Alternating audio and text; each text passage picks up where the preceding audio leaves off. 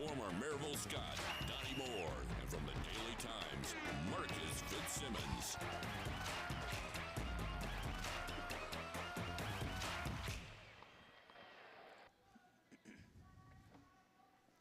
Hello, everybody. I'm Mike Edwards, the Greenfield Gunner, and I'm here at the Bluetick Tavern in downtown Maryville, along with Blount County Sports Hall of Famer Donnie Moore and longtime sports writer Marcus Fitzsimmons. Brian Johnson of GOTEEZ is here with us, and will join in the discussion today. The Tennessee Vols travel to Nashville to take on Vandy, and we're going to the whistle blows. And now let's set today's lineup card. Donnie Moore will fill us in on the latest high school basketball scores, and we'll follow up with the top national sports news. Marcus Fitzsimmons will be on board to update us on what's happening in the local high school sports, and we'll cover the teams and individuals who are making a mark. Maryville High School girls basketball will be on the agenda. And I will jump in and talk some UT basketball and then preview the college football championship game between Notre Dame and Ohio State. We're happy you're here with us, so let's break the huddle and dive right in. Donnie Moore, Marcus Fitzsimmons, and Brian Johnson, good morning to all of you. And it's great to be back here after a day off last Saturday, so to speak. Yeah. But due to weather, I think if we'd all showed up, I don't think the Bluetick Tavern was open. We would have had to broadcast outside. It might have got a little chilly out there. Yeah. Oh, goodness. Coming to you live from the back of Donnie Moore's truck. Exactly. Yeah. Exactly. But, yeah, and we're in here now, and it's a little bit rainy outside. But, guys, it's going to get real downright Indiana on us here in about another day or so. They're talking, teens and so forth. Yeah, so. up single-digit Are we going lows. into one of these things where he's going to tell us about how he's going to be wearing shorts next week when he goes to get the paper out of the box? Yeah. Maybe go outside and shoot some hoops. Yeah. Well, let's get right with it. I contemplated what to do on Let Her Rip this morning, and I had several things lined up. Of course, Tennessee took a whipping down there at Florida. That was on the agenda there for a while. And then Carson Beck leaving Georgia and heading down to what is it? Miami. Went to Miami, yeah. Going down to Miami there. At least he could have gone to Florida State. I debated. I don't transfer quarterbacks. I don't know. I think we've had enough. I debated that, and then I thought, well, Tennessee women's basketball playing real well, and there they had LSU on the ropes and had a last chance to beat them, down one, and I think Sarah Puckett, one of their outstanding players, took a three-point shot out there. Yeah. And they only needed two. So anyway, I wondered about that. Since the playoffs are tomorrow or Monday, the college football playoffs, I decided to go with Texas and Ohio State, and I'm ripping Texas there in the fourth quarter, down 14-7. First and goal at the Ohio State 1-yard line, and on second down, Texas decides to run a pitch sweep. Donnie Moore, I don't know who called that play, but it was doomed from the start. Wasn't me. Yeah, and it was doomed from the start. And the next play, they tried a pass play, and it broke down. And Jack Sawyer, the fine player for Ohio State, picked the ball up, and he ran the length of the field basically, and game's over. 21-7, and that game was headed into overtime. Looked to me like for sure.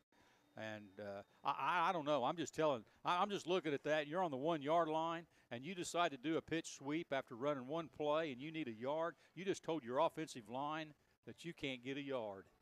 That's the way I see it. And where's the refrigerator? Do you not have a refrigerator you can put back in there and hand the ball? Or what will happen to maybe the quarterback taking the snap and two guys pushing him over the goal line? I mean, you just need a yard. What were they thinking? Yeah, I'm not sure. When you've got – and in that situation, I know you've got your starting quarterback, but how many times this year have we seen Texas in crucial short yardage situations put Manning in there at quarterback just to pick up the 2 or 3 yards? Yeah. Why not put him in there? If you're concerned that Ewers can't do it and you need to get creative, why not make that the point to put Manning in there and just push him up the middle like you have done so many times this year? Yeah. Brian Johnson, you're a little bit quiet over there. Looked like a play maybe Florida State would run this year. I've always wondered why guys need a yard and get in shotgun. I've never Is that not the dumbest thing you've yet? Yeah, and then they've got the running back lined up, 4 yards behind the guy in shotgun. I don't get it. Yeah. I just don't get it. So I don't think the running start argument holds much validity because if it did, you'd see it work more often. Right. And it doesn't. You hardly ever see anybody pick it up in shotgun. Right. Yeah. I think that Ohio State had better athletes on the line, and I think Texas just said we can't get a yard just going straight forward. And even if you had Manning, that's at that point that's saying, hey, here's what we're doing. And I just feel like they felt like they were out athleted. And I'll say it again. When they did that, they just told the offensive line that you're not good enough to block a yard. That's right. And then what the offensive line said, well, if you don't think that we can't block for a yard, watch what we can do on the pass protection. Yeah, that was crazy. And they just broke down, on that too. So just a complete broke down. And unfortunately, Marcus, that was the last great SEC team left in the college play. That was the last hope. I don't know how many SEC teams and people were claiming Texas, but Well, they're new in the league. They were at that point. They're anyway. new in the league, but I don't know. But they were the last hope, so they're gone. They're history. Mm-hmm. And in fact, Ewers is gone. He's declared for the NFL draft, and it looks like finally, after waiting around, that another Manning's going to get their shot. The Manning era has begun. Yeah, I guess. He's been real patient down there. He has. He's probably been a lot more patient than a lot of players would be at You're school. right. Based on what's going on right now. But looks like he's going to get his chance. Well, is that what it's going to take for a quarterback to stick around at the place that he signed, is to have no money worries? Because that's, obviously Yeah. he doesn't have to worry about money. No. True. He's still got the highest NIL valuation of any player out there. Yeah. And he's never played a down as a No, starter. we actually played a few. He's played a little bit, but Did he start? Yeah, He started early about in the 2 year. or 3 games when Ewers was hurt. Early in the year. And even though he hadn't played very much, they're touting him, right now nationally the number 1 quarterback for next year. Right. And really hasn't proven himself in any way. But when you got your last name Manning, that goes a little bit for you. Well, they've learned not to bet against you. Yeah. I mean, we're going to have to see the first Manning to not do well.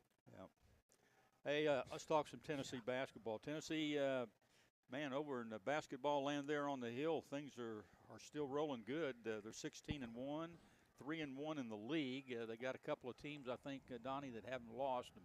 Auburn has not lost, and Mississippi has not lost. Right. But I guess what they call the cannibalization has begun, where teams are beating up on each other, and there's several teams in there at 3-1, and there's some teams at 2-2, and so forth and so on. But on any given night, especially on the road, somebody can get beat. But I want to talk just a second about that Florida breakdown, because we haven't been on the air. But watching this Tennessee team play early, I've noticed one thing, and what got them in trouble down there at Florida. And I know that they didn't shoot very well. I know you shoot 21.43% from the floor, 13% from three-point line. You're not going to win very many basketball games. Not many. But guys, they got beat up on the boards. They got beat up physically.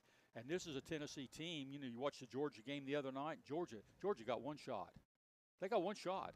And Tennessee got the defensive rebound. That was it.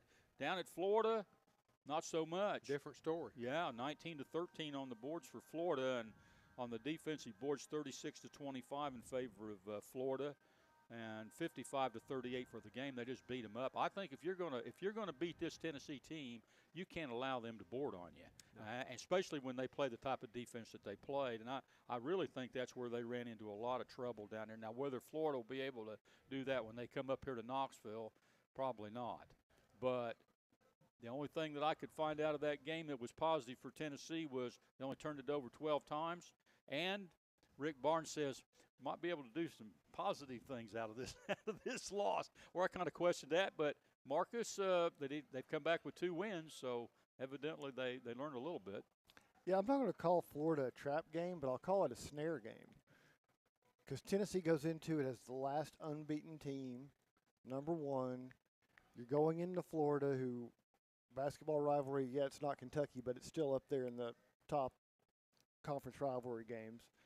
And you get a Florida team that feels like they got a little bit embarrassed their last game against losing to Kentucky at home.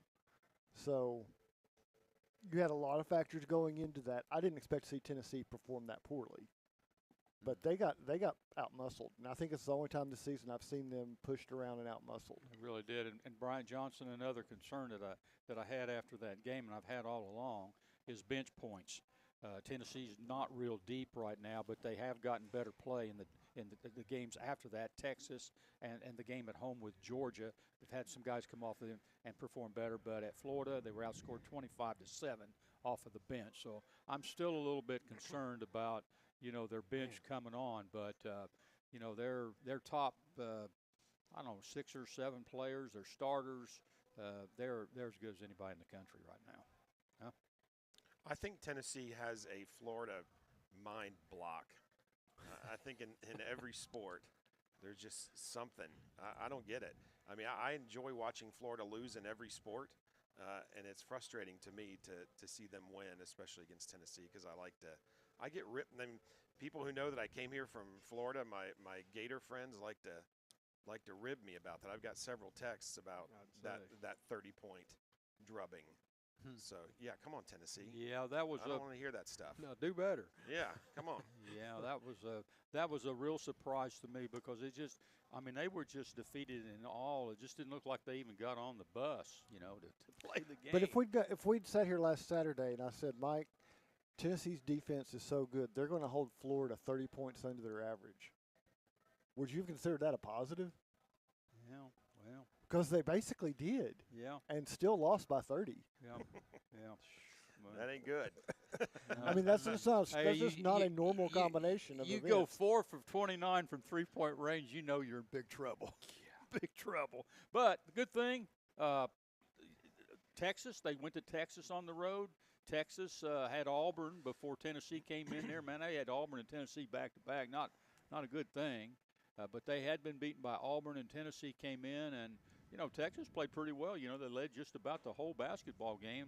Last 6 minutes, Marcus, Tennessee went to work. They took the basketball, the bucket, what they do best. Ziegler taking it in there, dishing the ball off. They got excellent play from DeBar and Opara inside, and just a real turnaround. They got away with 15 turnovers in that basketball game, which I thought they were lucky to get away with that. But a split on the road in this league, pretty good week, in my opinion. This season, I think if you come away with split on the road in the week right now, you're in position that you're going to be a top 4 seed in March in the conference tournament, because that's what it's going to take to I don't think anybody's going to go through consistently winning 2 on the road. I don't think you can count on that in the league this year, because, I mean, even looking at the bottom of the early standings, like even some of our teams that are 0-4 in league play right now have wins over major conference opponents back in December. So I don't think they're losing tough games. Yeah. Brian Johnson, I know a lot of people, and I'm shocked that Florida beat them like they did. But, in this day and age, it's almost like the pros. They play 30 games. Teams get kind of wore down. And you see it in the pros all the time where the top team in the league gets beat by the last place team. And even in baseball, same way. Top team in baseball goes on the road, or they get beat by the bottom team. I don't think it's unusual, especially in this day and age when you have a bad night and get beat bad. Well, let me ask you this, Mike. My dad claims still that you're the best shooter in the history of Tennessee basketball. But you didn't have the three-point line. How active would you have been behind the three-point line when you were playing? It's a two-part question. How active would you have been, and would your coach have said, hold on, we're 4 for 29, get it inside? At what point as a coach, and I know basketball's different now, it's a different game with the three-point line, but I've also heard people say that they've gone back and they've reviewed every shot that Pete Maravich took when he was at LSU, and he would have scored an additional 8 points a game if they counted the three-pointers that he took that weren't three-pointers. So what would your coach have done if your team was 4 for 29 behind the line? Well, first of all, we would have never been 4 for 29. I can tell you that right now. But wouldn't have been 29. We had a 6'11" shots, player inside, and you're right on the three-point shot. The three-point shot when I played was entirely different. Coach Mears was he used it to his advantage because even though you didn't get any extra points back then, it was like a home run to the crowd because it could get the crowd more motivated. Somebody hit a shot out there from 25 or 30 feet. It was like a home run. It ignited the place, and it could be a momentum changer. So he did use it here to his advantage. Now, I don't know how it was at other schools, but that's the way it was here. Okay, well, let me ask you another question on top of that. One thing that I've noticed, the three-point line came about on my senior year, so I know that it hasn't been around forever. But how much do you feel like the three-point line has made basketball not as much fun to watch, number one, and has it made the mid-range jumper a dead shot? I think it's made the game more exciting. I think that it has enabled the game to go right down the wire, and three's better than two when you look at it. But the three-point shot originally was put in the ABA. The old ABA is where it came in. They used the red, white, and blue ball, and they were trying to put things in there that were different to bring the crowd out. And the line was back far enough where it was like as I mentioned, it was like a home run. Right. That it was a big deal to hit a three-point shot back there. But when they first put it in college, to me, I thought it was in too close. I thought the line was in too close, and then they've moved it out a little bit since that time. But it's it's not really. To me, it's just a regular jump shot. It's not something that a kid would go out and really work on his range to get further and further out to hit that home run shot to win it. But even at where they're at right now, a lot of teams don't shoot that three real well. I mean, where the deal is at. But anyway, I liked it better in the ABA status, where it was more like the home run type deal. Would you like to see them Would you like to see them consolidate it and just make it one set distance, so that it's the same distance for the NBA as for college, as for international play? Well, yeah, I mean, everybody uses the same line. They're pros now anyway. Go ahead and put the pro line in there. I mean, heck, fire. And I'd go ahead and put a 4-point shot. Move it back 3 or 4 more feet. I've heard about the 4-point shot. Put it back 2 or 3 feet and that's been talked about. Put a 4-point shot in there. Any time, in my opinion, that you can take the game a little bit further away from the board, the boards on the inside, I think it's more exciting. I know everybody likes to see a dunk now and then, and the guy take the ball in there and dunk it, but for crying out loud, how much skill does it take for a guy 7'1" to dunk a basketball? But it takes a lot of skill for somebody to shoot the basketball from 30 feet. You see what I'm saying? I mean, there's a little bit of difference there. I'm a proponent of them raising the goal too. Yeah, anything at there. At least 6 inches, maybe a foot. I just that would change it for a lot of shooters. I think the college game, they get used to it. They'd adapt. Yeah, they'd adapt. I think the college game, to me, as I watch it, is getting more and more like the pros.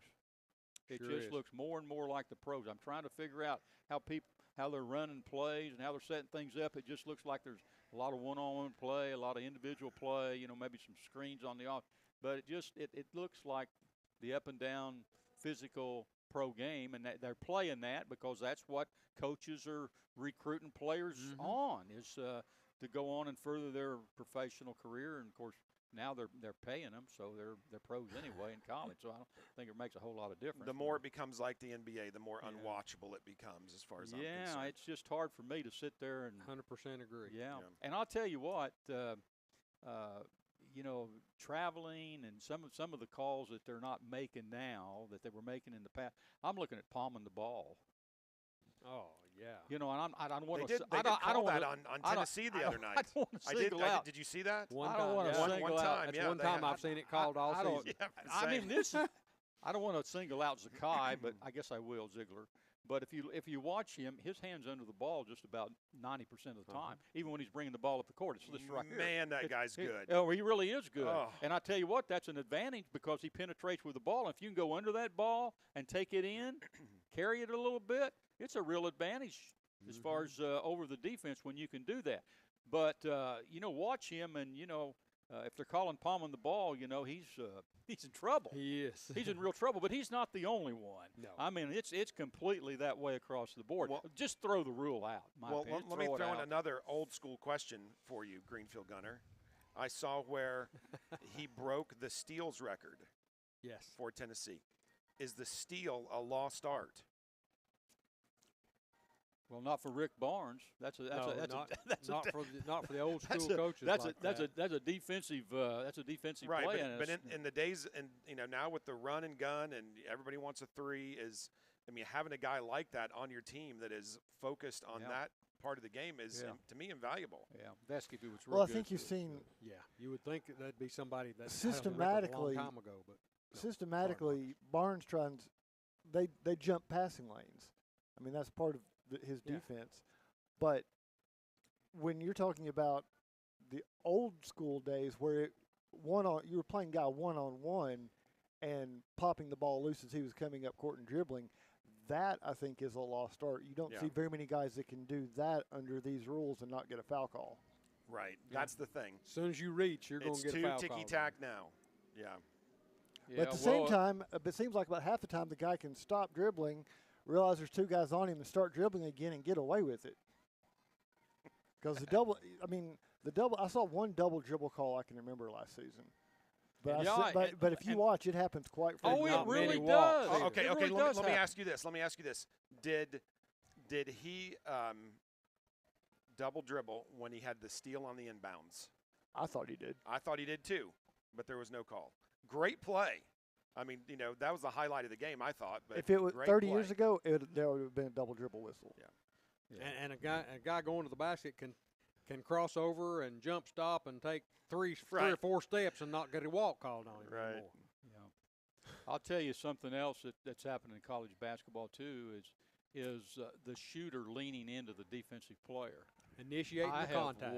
I have watched so many games this year where the defensive player's just standing there with his hands up, and the offensive player goes in to him on the shot, and of course the ball, it looks like there's a foul, and the guy's just standing there. I'm like, what's the defense supposed to do here? Right. What's he supposed to do? All he's just standing there with his hands straight up, But is that something the officials are told? This is an offensive game. We want more offense. I don't know. Could be. I don't Wouldn't know. be surprised. Yeah. See, that was the voice of a guard talking about that. As somebody who was oversized at a young age, you could stand there with your arms straight up in the air and not move, and those little guys will jump into you all the time, and they get the call every time. If you're the big guy, you're always going to get called for the foul. I don't know how we got on officials, but I watched Indiana and Ohio State last night, and this happens a lot too. You get down toward the end of the game, and the whistle, somehow the referees have swallowed their whistles. Yep. And the game's on the line. That game last night, Indiana came down there in regulation. I swear they were fouled 4 times before the buzzer went out. And then Ohio State right at the end, they had a shot and it looked like the guy would, the guy was fouled there, but it seems like the official just sort of lose their whistle right there at the end, like, I'm not going to decide this game. You guys want to beat each other up? You go right ahead. I'll be out here to watch it. That's the thinking. Yeah. Well, anyway, Tennessee did come back against Texas and did a good job there and won that game down in Austin 74-70, and then came home and played 23rd ranked Georgia. And Georgia, boy, they've got a couple of they got a couple of good wins, especially they beat Kentucky. They do. They're at home. Of course, their wins were at home, but what a job Mike White has done down there with the Bulldogs. I think they beat Kentucky 82-69. Pretty good game the first half, Marcus, but after the half, Tennessee came out, and I think they went outscored Georgia 20-2, and it pretty much stayed that way the rest of the basketball game. Yeah, I think that's the one you can't let get away because you're at home.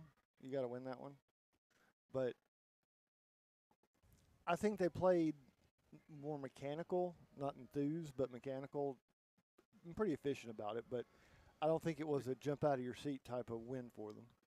They forced 20 turnovers. Georgia had 20 turnovers in the game, and a lot of those led to points. And, of course, Gainey and Ziegler had a couple of streaky sequences they went in with shooting, and they did a great job there.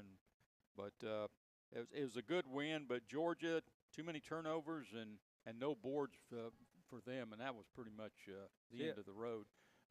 This Southeastern Conference at this point, Marcus, your impressions of the league here in the first couple of weeks. Well, we've changed sports, but it's the same song. I am mystified by Oklahoma. I mean, I know you can have problems during the season, but you come into conference play undefeated at 13-0, and you open SEC play with 4 straight losses. Yeah. I don't understand that. Yeah.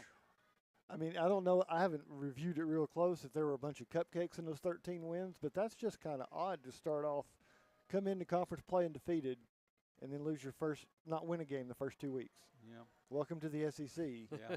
Yeah, they're sort of looking at the schedule and saying, when are we playing Arkansas? You know, they're struggling too, you know, down there. But it looked. Do you see Auburn, Tennessee, and Alabama as a favorite? I know Alabama got beat at home the other night by Ole Miss, but do you see them the favorites going forward? You got Florida and Kentucky there, Mississippi, sort of the dark horse. They got the big road win, as I said, there at Alabama. But is that, what do you think? You think it's an Auburn, Tennessee, Alabama deal, and throw in maybe Kentucky and go with it? Well, I think you've got at least 5 contenders and probably a 6th in there that's going to make the last 2 days of the tournament or last 3 days of the tournament really interesting when we get to that point, because I think you've got Auburn and Alabama who are legitimate top 10 teams. Depending on how they play, Kentucky might deserve to be in there. Tennessee probably deserves to be in there. But then you've got like Florida and Ole Miss, and doesn't that sound like those 6 teams playing the last 3 days at the tournament? Doesn't that sound exciting? Yeah. I mean, that sounds like if I was the NCAA tournament, I would be like, that would be a great South Regional for if I had those 6 teams in my final 8. Brian, this basketball league to me looks a lot like the football league, like Marcus was talking about with Oklahoma. But from top to bottom, it looks like the football league to me. But with that being said, and these teams kind of beating up on each other, game in and game out, then going to play a tournament, beating up each other, game in and game out. Do you think that's a disadvantage, even though you got a bunch of teams going to the NCAA tournament, compared to a Connecticut that plays in a much weaker league, say the Big East? They got 2 teams, and them and Marquette, the other team, in the top 25, and they just sort of ride through the year fairly well rested going into the NCAA tournament. I don't know about you, but I think the SEC is a little bit of a disadvantage. I don't know. I would disagree. I think being battle tested all year long and getting into just get into the tournament, and then make your run. Then you think. Then you can play all those cupcakes that didn't play in the SEC. See, the other factor I'm wondering to see how it impacts the tournament at the end. But right now, on your wear and tear, if you're in the Big Ten and you're at Ohio or at Maryland, and you end up playing a midweek game at USC, which doesn't tip off until 11 o'clock your time, and Eastern time, and then you get on a plane and go back, I mean, there's some wear and tear going on that this football realignment is going to impact on other sports, and I think basketball is going to be the first one we see it. The only advantage I can see for them is that possibly if you get seated in the West region in the NCAA tournament, that you've played enough games on West Coast time that doesn't bother you anymore. Or it could be you're sick of it and your body just doesn't know what time zone you're on anymore. Yeah. Because they're playing games in every time zone. Yeah. Well, I've watched games in the ACC. I've watched games in the Big East. I've watched games in the Big Ten. And from a physical standpoint, players, strength. I mean, SEC guards, they look like halfbacks, and inside it's just brutal in there. Yeah. I mean, it's just brutal. I mean, there's not another league in the country that compares to the physicality of the Southeastern Conference, and I just feel like it wears on you. Are you saying the SEC is the new Big East? No. Remember back when the Big East was? Oh, yeah. You're talking about old when back school. Yeah. Back when they allowed 6 fouls. You remember that? Yeah. You could be right about that, but I don't know. I've watched the Big East and watched the Big Ten, and it just doesn't look like they've got that in the ACC. And I don't know. Maybe I guess I'm getting to be a real true Southerner. That I just think there's nothing like SEC football and SEC basketball. Oh my goodness! You know, if that's true, you might have to wear flip flops to the mailbox next week because you may not be able to do that barefoot anymore, Mike. Yeah. You may have softened up down here. Yeah, I don't know, but yeah, I'm pretty sold on the basketball of this league, and having played in it. Of course, it was more of a finesse league back when I played, but now it's just man, it's brutal out there. It really is, and if you're not very deep, I just would think that when you get into the tournament, you know that's going to wear on you a little bit, but we'll see. Hey, we'll take a timeout here, and when we return, Donnie Moore will provide the high school basketball scores, and we'll have some news from around the area from him also, and veteran sports writer Marcus Fitzsimmons joins us with his feature, Mark It Down. You're listening to the Sports Page, Blount County Sports Voice, and now stay tuned for the best in local sports. For over 90 years, Anderson Lumber Company in Alcoa has proudly served and supported our local communities. Locally owned, so the money made here stays here. Whether you're renovating a kitchen, bath, new floors, doors, or windows, Anderson Lumber is so much more than a lumber store and can take care of you from design to install. We welcome you to visit Anderson Lumber in Alcoa for all your home's needs, or shop over 67,000 items online at AndersonLumberCompany.com. Anderson Lumber since 1925. Aubrey's is known for real comfort, real food, real good. But remember, Aubrey's is also really into Blount County. Aubrey's Maryville has been a strong supporter of local schools and sports programs for more than 15 years. From baseball to football, dance teams, and marching bands, Aubrey's has helped schools and youth programs generate thousands of dollars. It's easy for us to do because it's the right thing to do. So the next time you're looking to choose a place to eat, we hope you'll choose Aubrey's. Real comfort, real food, real good. See what's on the menu at aubreysrestaurants.com.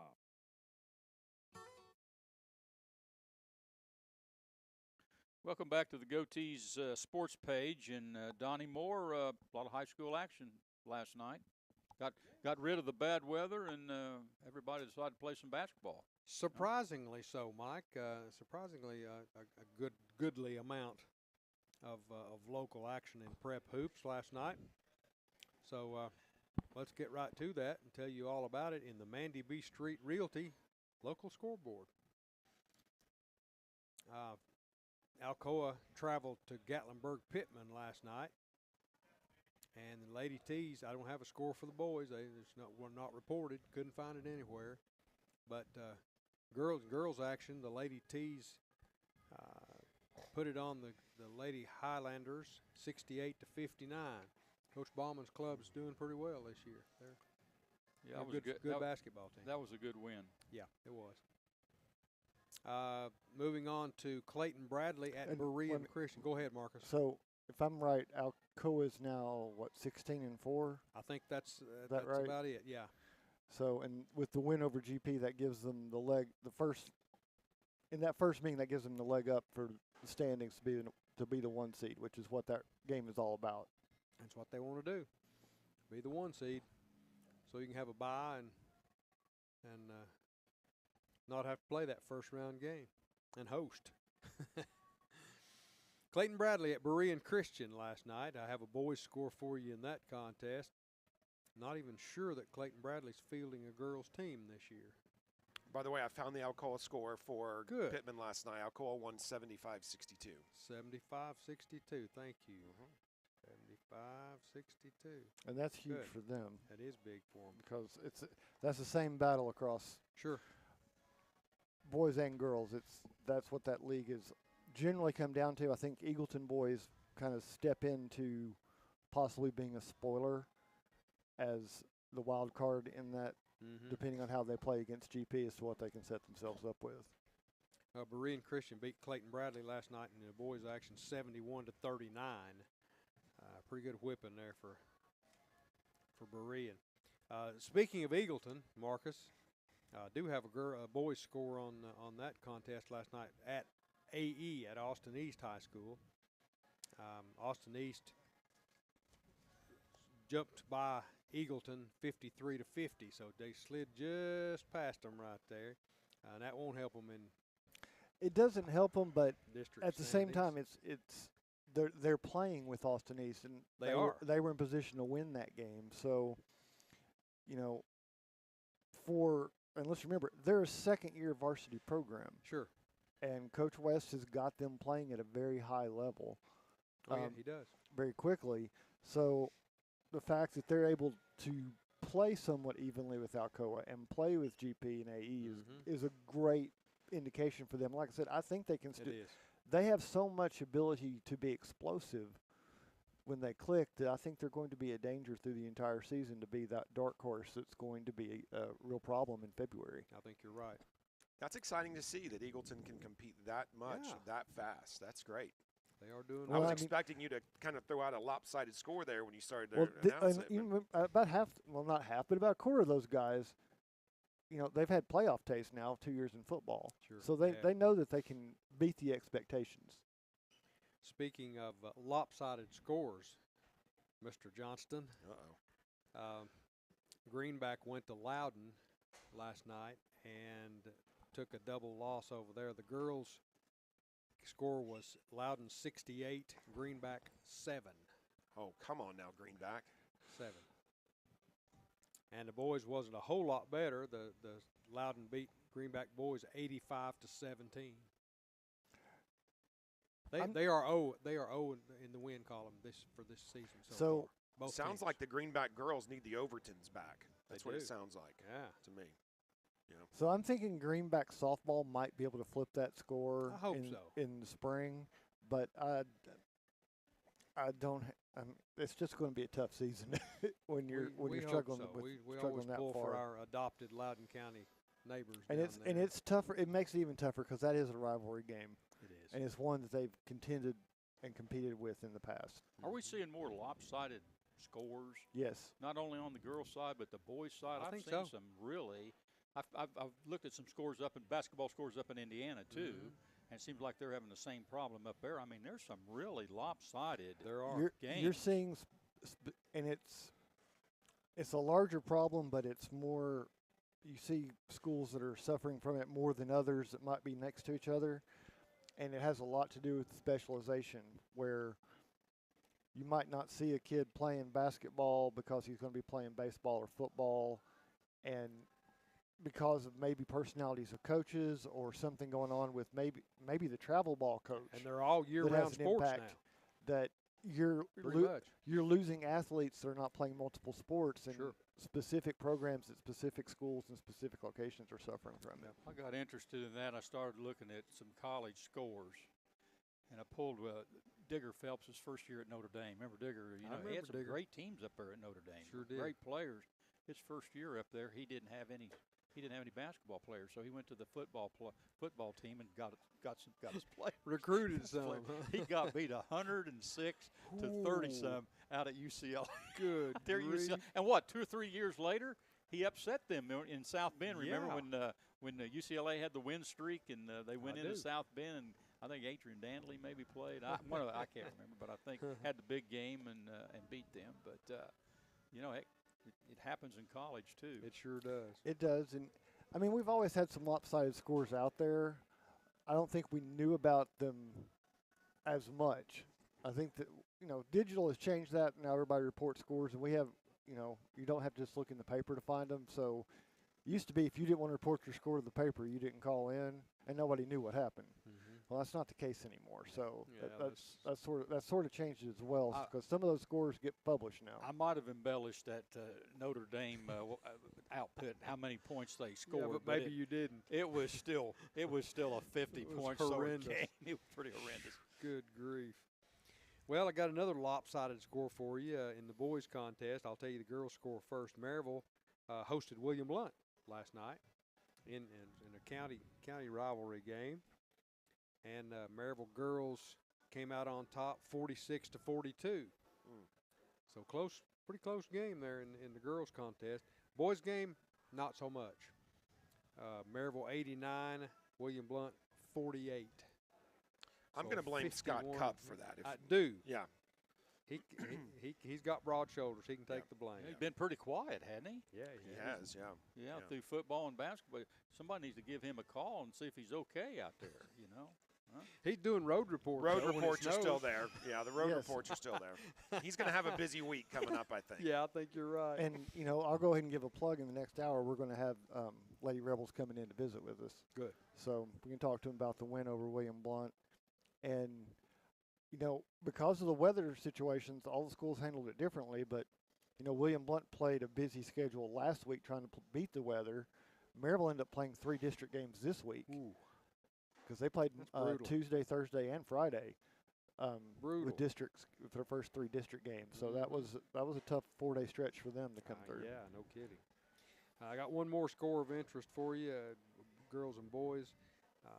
Seymour hosted South Doyle last night. Marcus, your old stomping grounds.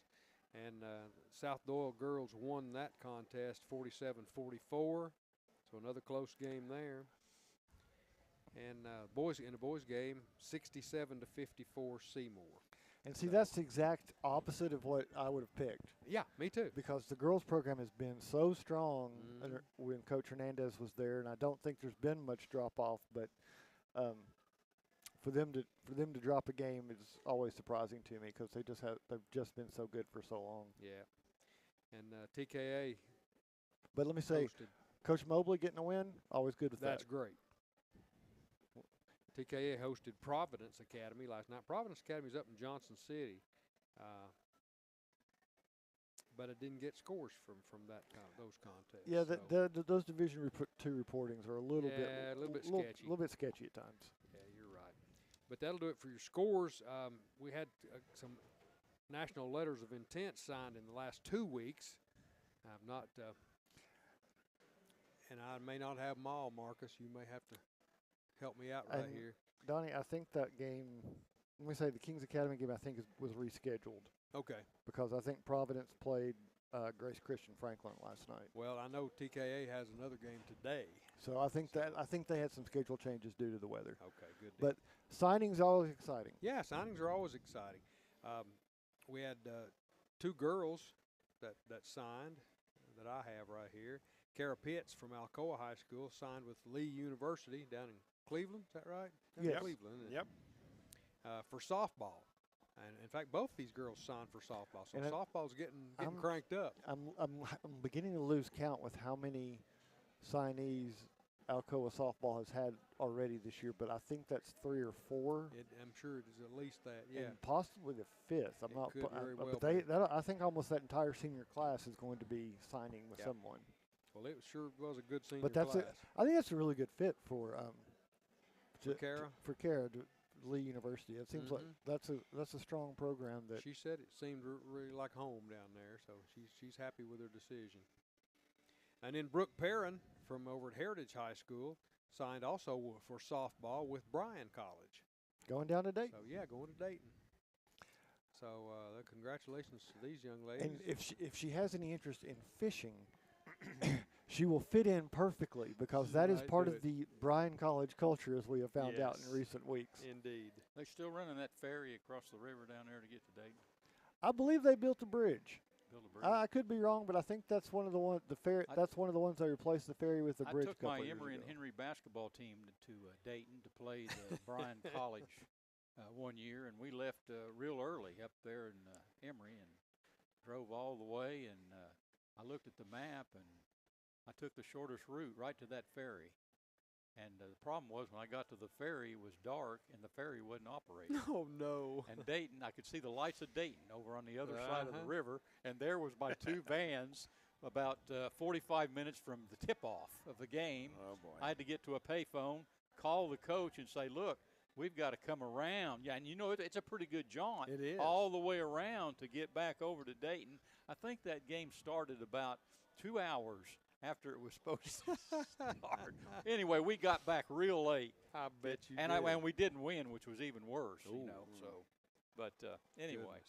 so you got a bridge down there now. That's good news. Well, the most important thing you need to know about Dayton is that's where El Toro is, the best Mexican restaurant probably in East Really? Tennessee. Oh, it's so good. Oh, great. Yeah. Well, Keep that in mind when you're in Dayton. Gotcha. So good. File that away. Yep. Yeah. Good deal. Well, that's all I have for this week's weekly sports headlines. Not headlines, but our scores, yeah, sponsored by the Mandy B Street Realty. And I want to let you know that you're listening to WKCE 92.5 FM and 1180 AM, Mid-Century Radio. And now it's time, Marcus, for your feature, Mark It Down. Well, we're going to mark a Go little to bit it. down. I'm not going to let her rip like Mike. I don't have the crustiness and edge that Mike brings to that. But one of my favorite people to talk about on this show, TSSAA, had the Board of Control meeting this week. So this is the meeting in January where we kind of review finances, and then they start awarding contracts for the state tournament sites. So we've been in this pattern for quite a while now where for the most part, we tried to keep things centralized, and then last few years they've kind of gone back the other way where we've moved. Football has gradually come further east. Yeah, it has. And soccer has now come east, and golf has come east, and now the pushback that was inevitable from that over the last 4 years is coming. So they are negotiating with Chattanooga to continue to host football at UTC for the for the Blue Cross Bowl state championship. It's a good place to have it. I think it's the best venue we've been at for that since the smaller version of Dudley Field back in the 80s when they played it at Vanderbilt. They're also going to try to keep girls soccer in Chattanooga. I'm not as sold on that because I love the Murfreesboro complex, but I'm okay with Chattanooga on that one. It's just a little bit of the travel from Memphis. I have. Yeah, If it's trip. 6 football teams, that's one thing. But when you're talking about 18 soccer teams, I think that's a little more cumbersome. They're negotiating with Sevierville. Well, I won't say negotiating. They approved the contract with Sevierville Golf Club. They will host the state golf championships again in 25 and 26. Oh, okay. So that will stay in East Tennessee. And, you know, we have an East Tennessee perspective. I'm sure it's different if you're in Memphis. But I know there are great courses across the state. But as far as being able to put all the golfers and all their families, easily find hotel rooms and a place to stay and something to do during their downtime, there's not much better place than Sevierville. I agree. Because a lot of them can stay at the indoor water park right across the street. And you don't have a lot of the things like Manchester was not my favorite course, but the biggest problem was there was only one hotel on that exit. People were driving like an hour from their hotel to get to that golf course. So I love the fact that they're going to try to keep that in a friendly environment as far as putting the athletes up. They're staying in the mid-state. They are going to keep state volleyball tournament in Murfreesboro, hosting it at the high schools in the format they've been using with each classification at a different high school and playing on the 4-day format. They're going to keep that for 25 and 26. However, cross country that we've had the cross country teams in here, and we've talked about how much they love that course up in North Central Tennessee. It's up in Hendersonville. Right. They're moving. It's going to Memphis. So, like I said, the flip side's coming back with some of these that have been in the East. So cross country will go to Memphis for 25-26, and they are looking at a rotating schedule in the future for cross country that will move it every 2 years between Middle West and East Tennessee, so that somebody always loses as far as the travel time goes. But that one is still in negotiation. The Memphis move is set, but what they will do in 27 to 29 is still up in the air.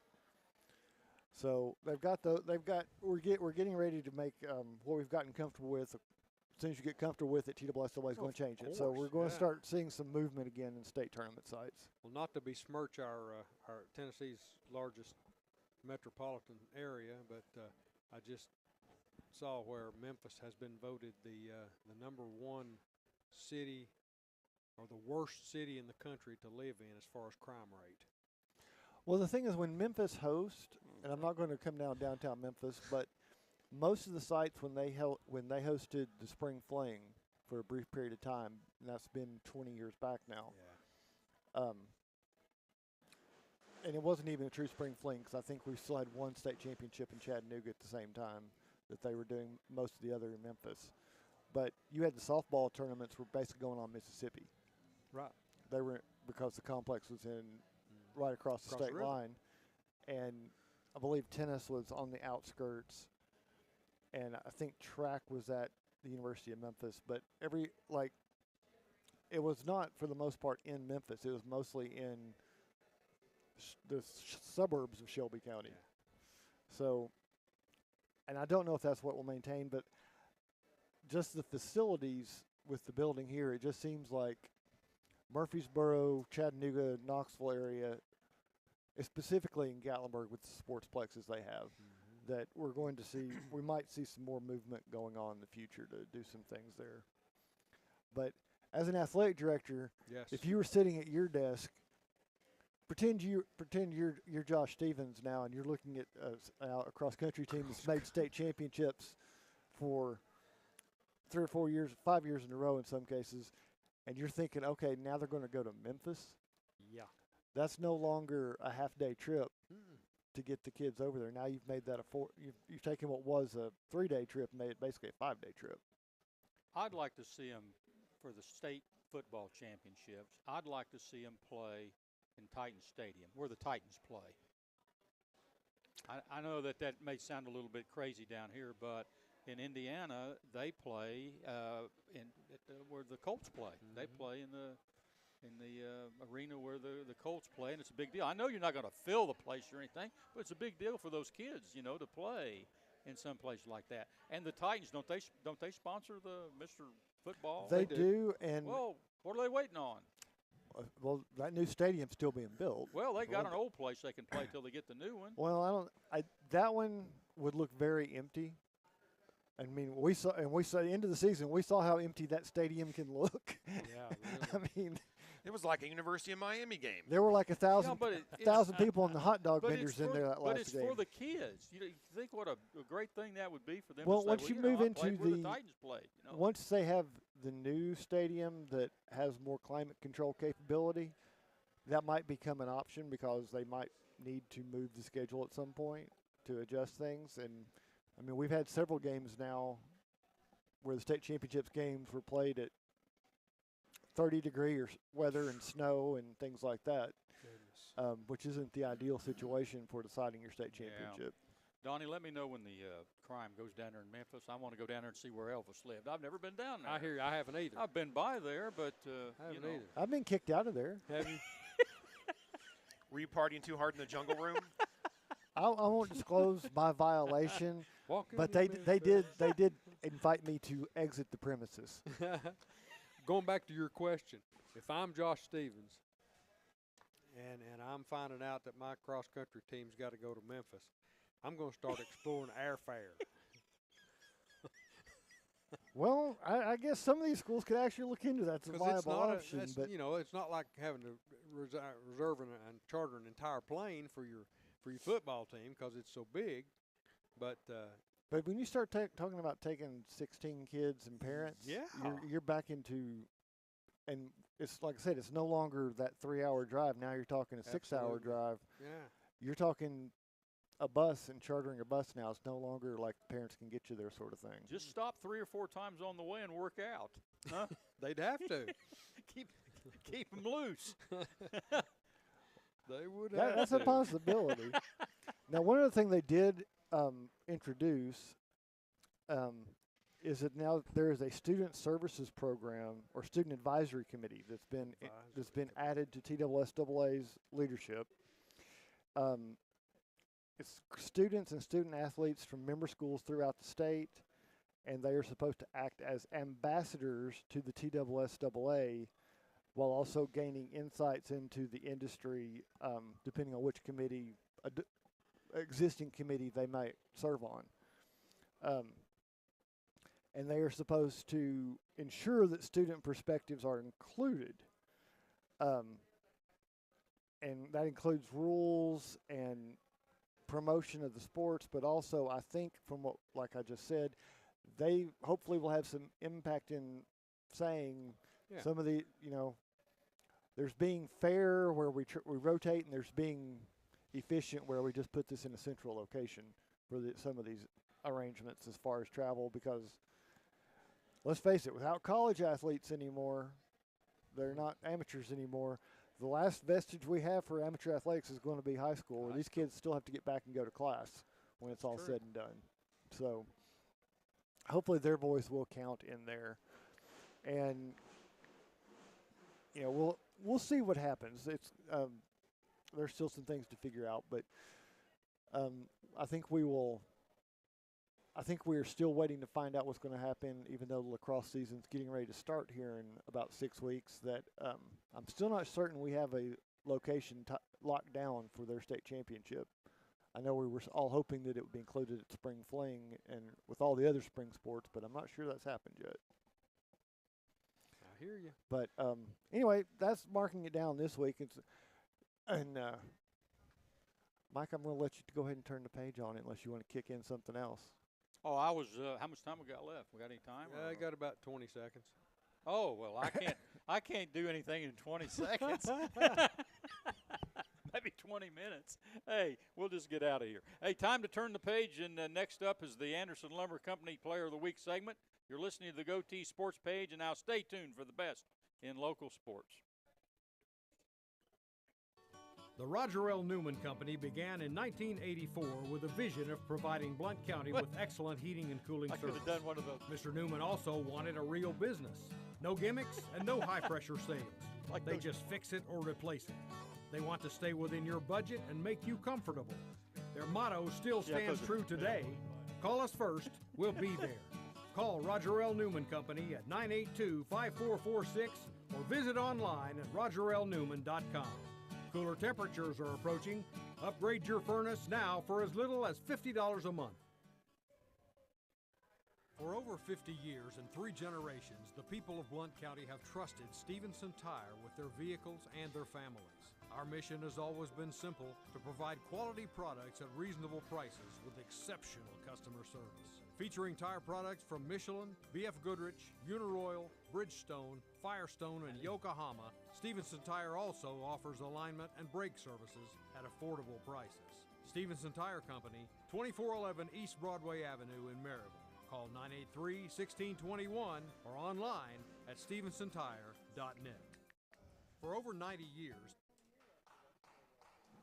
Aubrey's is known.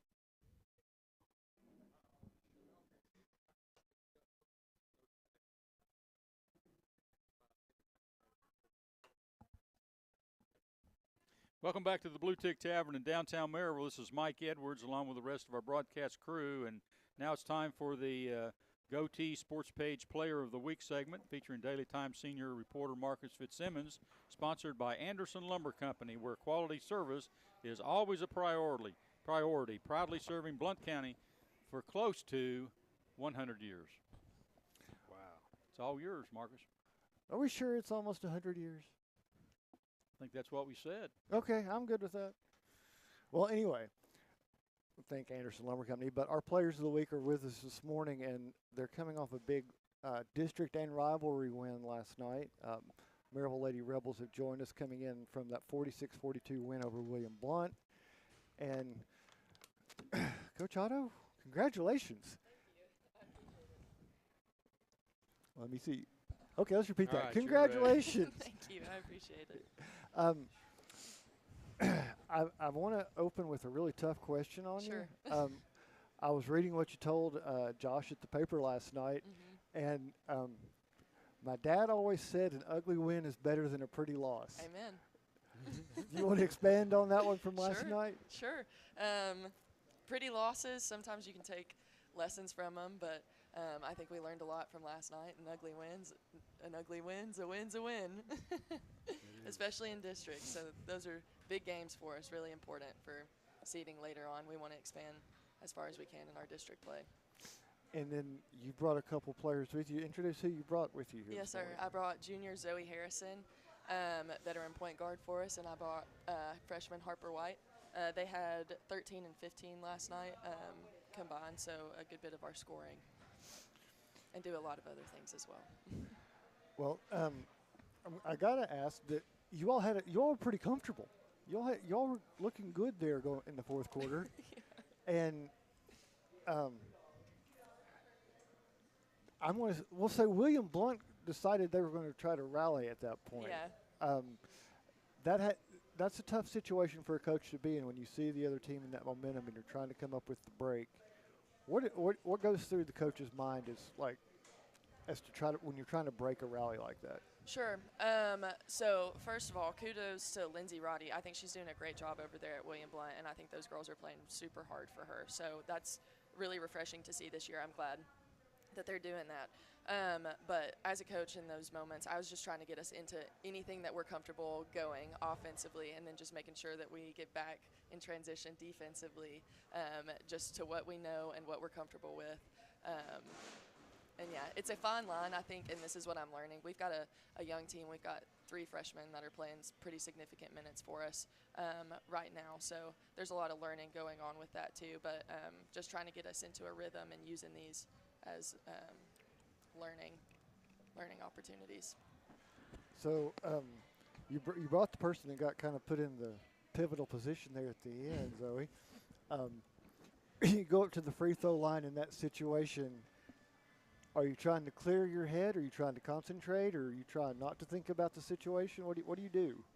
I try not to think about the situation as much. Like, I try and just focus on, like, the shot and nothing else around me. You know, try and clear out the gym and, like, not hear as much noise and just focus on the free throw and know I can make the free throw and that I've trained for this before and just shoot it. And then, of course, they have to call a timeout between.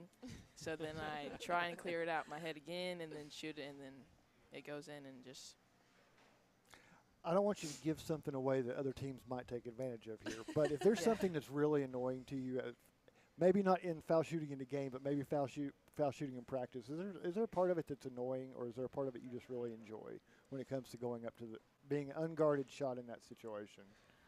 I enjoy the unguarded shot, but I just don't like being in my head so much where it's just me only, and I get annoyed when they keep calling timeouts in between free throw every single time.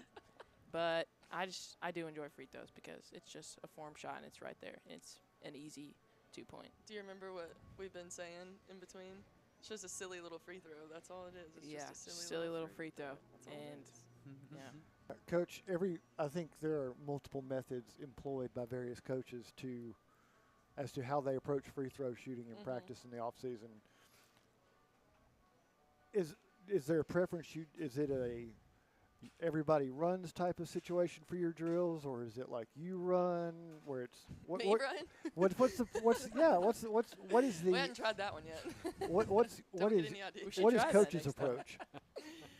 So we try to mix it up a couple of different ways. We do it as a water break. So during practice, I'll have them grab their water and bring it to the free throw line, and then we do rotational free throws just to get reps in. But then we'll do points off of it. So if we're going over a certain defense that we want to do or a certain offense that we're looking at, then we'll go 3 trips. And that free throw, we'll start our 3 trips off with a free throw, and that free throw counts for points for whatever drill we're doing there as well. And then we do the just traditional 1 free throw to end practice. If you don't make it, everybody's got something that they've got to run. So I try to mix it up a couple different ways, but haven't tried the me running yet. We can try that. Because that's a way to inspire guilt. You know, you're making your poor they coach may be missing run. several. I may get 42 trips in that day. And so you got in a tough situation because of the weather. Yeah. Ended up with 3 games in basically 4-day stretch. Yes, sir. That is not how I think most coaches would say, let's start district play like this. Right. But you're 2-1 after that. Yes, so sir. that's got to feel pretty good as to things are starting to come together. Is that? Yeah, I mean, it was a huge week for us this week. I'm super proud of them. I was talking about last year. We opened up with Hardin Valley at Hardin Valley for our first district game. And they took away with it after the first quarter. We really struggled that game, and it just kind of was, all right, here's district. Like, this is how district play is going to go. These are grown women that we're out here playing with. And so I was super proud to see growth in some of these girls this year, that it was the same game. They shot really well from the three-point line, and they pushed the ball in transition. But after the first quarter, we just decided like that was not going to be it for us, and we chipped away and chipped away and chipped away. So that was really fun to see. And then last night we got put in a situation that we truly haven't been in very many times this year, where we were ahead and the other team had the momentum, and we had to sustain and pull together and put 4 quarters together and pull it out, and we did. So a huge experience week for us with both of those. We've had a very hard schedule, and I've scheduled it that way on purpose, and I've told them and I've told parents I didn't care if we went into district play with 0 wins in the win column if we were learning lessons from it. And I think we have, and I'm trying to bulletproof us as much as I can going into district, because this is the piece that really, really matters. I'll put this to the players. This is one of my favorite questions when we come out of the holidays, because the answers are so diverse. Oh, boy. Those holiday tournaments, yes, it's playing basketball and there is some experience building and those sorts of things going on. But the thing I usually get and I find interesting is that tends to be when teams talk about that was when we really came together. That was our bonding experience, that sort of thing. Was there like a bonding type experience that happened during the holiday tournament play for you guys? I would say yes. I mean, once you're apart from each other for a little bit, I think we came back together and it was like, okay, it's time to get into district. It's time to play hard and time to show people what we truly are. So. Did you, I'll say, because you mentioned teams so young, did you feel like there was some need to create some bonding type? Absolutely. I feel like the first piece of our season was how do we play together, and then learning each other's dynamics and just truly like how we play together rotation-wise, like out there on the floor, who does what. If I get the ball here, who's cutting off of it, who's looking to spot up, those kind of things. So I think that was big for us too. And I'm glad that we got some bonding in there too, so they've got those interpersonal relationships outside of basketball to kind of bring on the court and just to add to the overall experience. So, Zoe, who's the leader on this group? Who does this team turn to? Is it you, or is there somebody else on the team? Who does this group look at? I wouldn't say it's me. I would say it's our seniors, but I feel like all of us have a individual role because we like are all so different. So I feel like everyone can go up to anyone on the team and ask a question. So I wouldn't say we have like a certain leader, because I think everyone, has a good relationship with each other. We can just ask each other anything. But yeah, I think we all are leaders in our own way. And Coach, how does that work from your perspective? Because I'm looking at your box score from last night, and you kind of mentioned it, but Zoe has 15, Harper has 14. They're your 2 leading scorers. Yeah. Sometimes when your leading scorers aren't your seniors, those don't always mesh well. Right. And I think Zoe hit it on the head right there. I think each of them lead in a different way, and I think all of their personalities are kind of needed in different spots of the game. We got Harper, who comes out with her Samoan crazy eyes defensively, that is ready to get after somebody and intense. And then we've got Zoe that in the 3 years that I've known her, I think I've seen her get angry maybe once in the whole time, but she's steady for us and the calming force when we need her to be as well. And then we've got seniors that have the experience and know what we want out of our offense and our defense. So I do think that they're all leaders in their own ways. And as a coach, it's just kind of knowing what we need when and which person that is to go to. Okay. I understand. Did you hear this too, Donnie? Crazy eyes? Samoan crazy. Samoan crazy eyes. Can we find out more about this? I tell her, okay, you know how the Samoans do like their warrior dance when they're like, I've seen it some in like soccer games and everything. So I've compared Harper's like defensive stance and her facial expression. Are you saying she's very intense? Oh yeah, she's very intense. Do you scare people, Harper? I think I do. I mean, You hopefully. Huh? I scare my teammates. I mean, you're not scaring me right Oh, now, but well, is there like? Can you show us? I don't really know how to do it. I think it's pretty quick to find on I film. think it's just like, yeah. Once I get in the zone, I don't get out of it. So. So do you take more pride in defense or scoring? Because it sounds like you've got a definite. Good question. I would say I take more pride in defense. I mean, I'm still figuring out like how I need to score and like what's best for my team to score. So I think on defense, I'm just making sure like I'm doing my part for us to get the ball to go score on the other side of the court. How hard a transition has it been for this season to kind of adapt to this level of play in the district and everything that's kind of being new? I would say at the beginning of the season, it was kind of hard for me, just like because middle school ball is just totally different from high school ball. And I think once like my teammates helped me and my coach helped me understand that it's just basketball, and I just need to play like how I normally play, I think it's been easier for me to go down the road. So.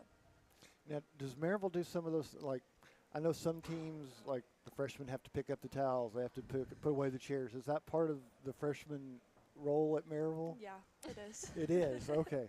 So doesn't matter how many you scored, you still got to help do your part as a Yes, sir. freshman. Yes, sir. Okay. I'll ask both of you this, and your perspective might be a little different, Harper, but you've only got one county rival left in the district, so getting that win last night against them had to feel good, right? Right. What when you walk away because you fend off that big rally at the end, what was the celebration like last night? It was just going in the locker room with our teammates and just having a good positive vibe after. Like, not too good because the win was a little messy, but good enough to be like, hey, we won the game. Let's go win another one. Been, like Coach said, it been much better than having to go in there with a really nice loss. Yeah. Yeah. Coach, you mentioned William Blunt and what they've been able to do with Coach Roddy so far, but Savannah Darnell presented a bit of a problem for you guys last night. Can you talk about how hard she is to defend? Well, I think she ended up with 8 steals, if I'm right, and they scored. Hold on, just a second. They scored 10 points off of turnovers, so I think she got several there at the end off of those turnovers. But she's so quick. Once she gets it, she's really hard to guard out of transition. And I think she's just gotten better and better and better at getting the knack of where the ball's going, and I think that's huge for her game, and that lightens up some other stuff too. But she's a really good player. So in the way the district stacks up now, because we're still adjusting, it's still weird not to have Heritage in the district with you guys. So as far as how the district kind of stacks up now, I mean, you've only got a couple weeks and then you're in tournament play. Yeah. So provided, knocking on wood here for the sake of the listeners, things don't turn into a frozen tundra and people aren't riding tauntauns around or something. Next week you host West and then go to Farragut. Yes, sir. So that's another. It's not as bad as this week, but it's still not an easy week to go through. It's a very important week for us. We, the last 2 years, have been, I think, kind of in the running for that 2-3-4 spot, or 2-3-4-5 spot, and I think that is the same deal this year. I think that we came into this year saying that we want a district championship game. And that's still the goal. So each of these games that we face in each week is going to be super important leading up to district tournament. So you basically have, I counted this right, 7 district games, and then you play Alcoa to end the season, and it's tournament time. Yes, is sir. That, so we always hope that the weather's going to work out and that you're going to get to play those We'll do a when you're rain supposed dance. to. Sure. Samoan rain dance. Well, we think we know who should be leading that. Harper, you need to work on that. Oh, well, I'll be practicing. Study it up and see how that's supposed to be Yes, done. sir. No pressure. Hey, Marcus, do you mind if I ask one of the hard-hitting questions? I'm afraid I know where this is going, but go right ahead. Girls, whenever I'm here, I like to bring the hard-hitting. He Sure. throws you softballs. Sure. Okay. I've got a 12-year-old daughter, and I've also lived with my wife, who was a professional athlete, a national champion, and so women's Congrats. sports matter to us. Thank you. And she had some questions. I told her you guys would be here, and she had some questions for you. These are hers, not mine. Number 1, who's the best dancer on the team? Okay. And, oh, by the way, this is sponsored by Murphy Bobcat. Let's just say the hard-hitting questions are sponsored by Murphy Bobcat. There you so go. who's the best dancer? I I would think give it to it's Zoe. I think it's hard. They're pointing at each other. So does that mean that you do it on social media? Do you have proof that you're the best dancer? I don't really post You don't? dances on okay. TikTok. No. Okay. But Well, you won't be able to after tomorrow anyway, so don't worry about it. Oh, that's true. oh Okay, yeah, that is true. here's the more hard-hitting question. Do you have pets? Okay, Yes. what do you have? I have a dog. One dog. Name? Joey. And what kind of dog is Joey? He's like mixed with a poodle, and I can't really recall what else. I think. Come I on, can't try remember. it. What else? Because we have to give it that name. What other dog could it be? Could be a. He's tiny. He's really tiny. Okay, so a Chaloodle. Sure. Okay. Sure. All right, Joey the Chaloodle and. I have 2 dogs, Yogi and Satchel, and they're both German Short Pointers. How did you get those names, Yogi and Satchel? So Satchel Page, a pitcher, and then Yogi Berra, a catcher. Look at There you go. that. That's pretty good stuff. Yeah. So that's the end of the hard-hitting questions. Coach, do you have any pets? I do. I have one dog. His name is Trooper, and he's a 3-legged golden retriever. Does he come to practice? Hasn't yet, but we probably should bring him. That sounds like an inspiring story. That does. That sounds like a made-for-after-school movie. He's a good one. So how did he lose his leg? So it's actually kind of sad.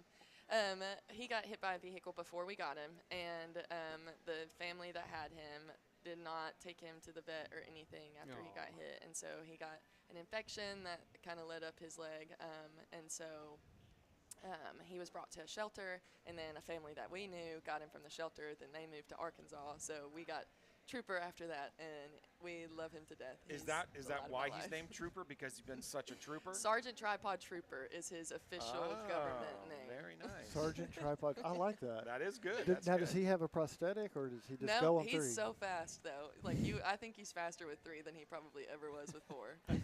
Okay, last hard-hitting question. Which leg? The back right leg. Back right. And it's funny because all of his stuffed like toys that he gets, he chews off the back right leg first. I think it's because he wants them to look like him. Nice. That Great. is a very, very smart dog. I like that. I do too.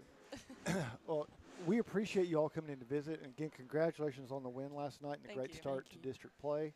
I'll give you our standard challenge, which is we love to see trophies sitting on this table. So Yes, sir. any hardware you win will get you an automatic invitation to come back and visit with us. Sounds So good. not like you need the inspiration, but district title, region title, state championship trophy. We love those to sit here and talk to people about winning those. Yes, sir. So, again, best luck on the rest of the year. Mike, we'll go ahead and turn the page. Thanks, you, Marcus. It's time for a break. And when we return, it's the Boyd Sports Spotlight as Donnie Moore will be up with the national sports headlines, and I'll follow up with some college football playoff discussion. You're listening to the GOTEEZ Sports Page, and now stay tuned for the best in local sports. Thank you. For over 90 years, Anderson Lumber Company in Alcoa has proudly served and supported our local communities. Locally owned, so the money made here stays here. Whether you're renovating a kitchen, bath, new floors, doors, or windows, Anderson Lumber is so much more than a lumber store and can take care of you from design to install. We welcome you to visit Anderson Lumber in Alcoa for all your home's needs, or shop over 67,000 items online at AndersonLumberCompany.com. Anderson Lumber since 1925. Aubrey's is known for real comfort, real food, real good. But remember, Aubrey's is also really into Blount County. Aubrey's Maryville has been a strong supporter of local schools and sports programs for more than 15 years. From baseball to football, dance teams, and marching bands, Aubrey's has helped schools and youth programs generate thousands of dollars. It's easy for us to do because it's the right thing to do. So the next time you're looking to choose a place to eat, we hope you'll choose Aubrey's. Real comfort, real food, real good. See what's on the menu at aubreysrestaurants.com.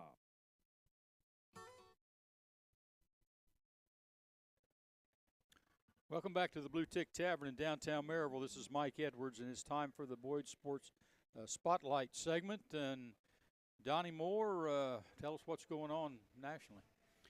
Well, thank you, Mike. I'll do just that. So it is time for our weekly sports headlines segment, which is brought to you, as always, by Fast Signs. Whoosh. Well, the players and coaches that will be inducted into the College Football Hall of Fame for 2025 were announced this week. They are the players, and it's quite a long list, so bear with me here. Monty Ball, running back from Wisconsin, 2009 through 2012. Greg Carr, linebacker from Auburn, 81 through 84. Blake Elliott, wide receiver from St. John's College in Minnesota. Yeah, don't hear too much about that, but 2000, 2003. Greg Esslinger, center from Minnesota, 2002 through 05. Here's the name you'll know. Terry Hanratty, quarterback from Notre Dame, 1966 through 1968. Yeah, played for Air Park Senior. In the Hall of Fame this year. Great one. Yep. Graham Harrell, quarterback from Texas Tech, 05 through 08. Here's another one you'll know. John Henderson, Big John. Yeah. Defensive lineman from Tennessee, 1999 through 2001. Michael Huff, defensive back from Texas, 02 to 05. Jim Kleinsasser, tight end from North Dakota, 95 through 98. Alex Mack, offensive lineman from Cal, 05 through 08. Terrence Metcalf, offensive lineman from Ole Miss. And I played in 97 and then again in 99 through 2001. Skipped a year right there. May have been hurt or something. Who knows? Haloti Ngata, defensive tackle. Played at Oregon in 2002 and also from 2004 to 05. Steve Slayton, running back from West Virginia, 05 through 07. Me too. He was good. Sure was. Darren Smith, linebacker from the University of Miami. Yuck. Yeah, I know, 89 through 92. Michael Strahan, defensive lineman from Texas Southern, 89 through 92. Still a television personality today. Dennis Thurman, defensive back from USC, 74 through 77. I remember Dennis. Michael Vick, quarterback from Virginia Tech, 99 through 2000. And Ryan Yarborough, wide receiver from University of Wyoming, 1990 through 93. Four coaches that are up for this year's Hall of Fame that will be inducted. First of all, Larry Blakeney from Troy University, 1991 through 2014. Coached a good long time there at Troy. Larry Corver, Northwestern College in Iowa, coached there from 67 to 94. Urban Meyer, Bowling Green State, 01 and 02. Utah, 2003, 2004. Florida, 2005 through 2010, and Ohio State, 2012 through 18. Do they base that on felonies? I would imagine. Players did? Okay. Imagine so. That's quite a qualification. Yeah. And the final coach that's going to be inducted, Nick Saban. Coached at Toledo in 1990, Michigan State, 95 through 99, LSU, 2000 through 04, and Alabama from 2007 to 2023. That's your 2025 class. They will be inducted into the College Football Hall of Fame in December in the bustling town of Las Vegas. Wow. Yeah. No, it just reminds me of it's been several years back, but Greg Judkins, who does the announcing for Maryville College and several Maryville High School teams. For football, he would produce a weekly Hall of Shame of NFL and college players who had been arrested in the past week, and that was taped into the window up in the Maryville press box so we could refer to it during the pregame. But it was always entertaining. But now the list is just too long for him to continue to do it. Yeah, I hear you. Well, let's move on to some other items of interest here in the sports world for this week. The Athletics are now 2 months away from playing their inaugural season in Sacramento, California. The move from Oakland to Sacramento is an intermediary step towards the club's eventual new home in Las Vegas. The Sacramento venue will be a AAA park while construction occurs on the new park located just off the Strip. For the next 3+ seasons, the A's will not be known as the Sacramento A's, but will play with a new left sleeve patch depicting the Tower Bridge, which sits just beyond Sutter Health Park's right field wall. So what will they be, the Las Vegas A's? They'll just be the Oakland? A's. The A's. Mm-hmm. Nothing. Yep. Now, how they're going to do that for, like, the standings, which if you ever look at, like, MLB standings, they always have the city. They do. Right. So how they're going to handle that, I have no idea. I don't know. That's probably not their concern right now. Their unis will also feature a number 24 patch in memory of Hall of Fame outfielder and A's franchise legend Rickey Henderson. Hey, the apparel might not be a real problem if you do any shirts or sweatshirts for the A's this year. Yeah. It's just the A's. That's true. You know, you don't have Oakland on there or anything. Just put a big A on there and be done Those with will be it. collectibles. They Whatever will. whatever merch is Better done for jump these on, 3 better years, jump on that. Sure. they're going to be Yeah. collectibles. You better believe it. For sure. Henderson passed away in December at the age of 65. Well, here's a list of NFL teams that are currently without a head coach for the 2025 season. This may not be exhaustive, but it's as close as we can come because the coaching carousel is Constantly spinning turning. rapidly right now.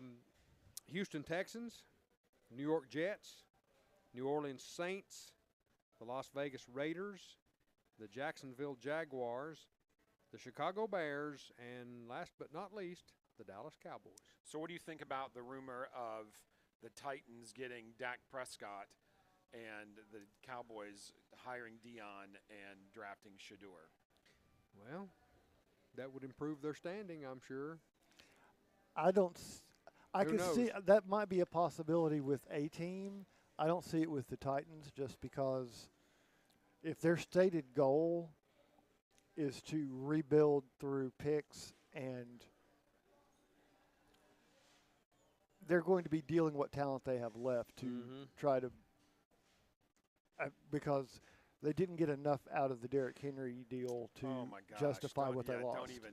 Good grief. So it's What not a- like they've got a what lot of extra nightmare. draft capital laying around, and they've spent Right. some on getting the receivers they got over the past 2 years, which have been hit and miss.